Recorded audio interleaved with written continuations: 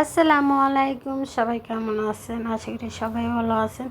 আলহামদুলিল্লাহ, ইফতারের আয়োজনটা সম্পন্ন হলো। সময়ের কারণে আমি আসলে ভিডিওটা দিতে পারি নাই। আপনারা সবাই জানেন 23 তারিখ রবিবার একটু ইফতারের আয়োজন করলাম। তো শনিবার একটা ভিডিও দিছি, দেখছেন যে আমি মুরগির গোস্ত গরুর গোস্ত রান্না করে রাখছি বিরিয়ানির জন্য। আসলে রবিবারে আমার ডিউটি ছিল, 2টা বাজে ডিউটি শেষ করে একা হাতে 20 জন মানুষের আয়োজন করা কষ্ট হয়ে যাবে, তার জন্য আমি গোস্তগুলো আগের দিন রান্না করে রাখছি। তো দেখতে পাইতেছেন আমি এই জায়গায় বিরিয়ানি বসাই দিয়েছি। বিরিয়ানিতে লাস্টে একটু দুধ দিয়ে দিলাম, আর সাথে আমি মুরগির গোস্ত রান্না করব, মুরগির গোস্তর বিরিয়ানি। একটাই কারণ, আমার এই জায়গায় মামা আছে, তারা বেদনমীয়, তারা গরুর গোস্ত খায় না। তার জন্য আমি এক্সট্রা করে তাদের জন্য মুরগির গোস্ত দিয়ে বিরিয়ানি রান্না করছি। আসলে তাদেরকে যখন আমি দাওয়াত দিই, তারা বলে আমি তো রোজা না, আমি কেন ইফতারি করব। আমি এটা ফারাক বিশ্রাই না, আমাদের আল্লাহর সৃষ্টির সেরা মানুষ, আমি সবাইকে মানুষ মনে করি, ধর্মীয় বেধর্মীয় আমি এটা ফারাক বিশ্রাই না।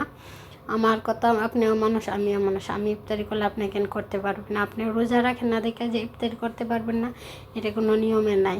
আপনাকে আমি দাওয়াত দিছি, আমার বাসায় একবেলা খাওয়াবেন, এটাই আশা করি। আর আমি এত বছর ধরে প্রবাসে আছি, সবাই আমার বিপদে আপদে পাশে থাকে। আসলে আমি দেখানোর জন্য ইফতারি আয়োজন করি নাই, আমার মনের শান্তির জন্য। আমার মনে চাই আমি সবাইকে নিয়ে একবেলা খাই।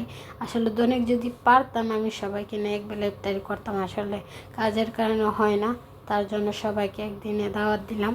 তো সবাই মিলে আলহামদুলিল্লাহ ভালোই ইফতারি করলাম। সবাই অনেক প্রশংসাও করলো যে ইফতারি বিরিয়ানি সবগুলো মজা হয়েছে। আর দেখতেই পাইতেছেন কি ফুলকো ফুলকো আলুর চপ, বেগুনের চপ, ডালের চপ বানিয়ে নিলাম।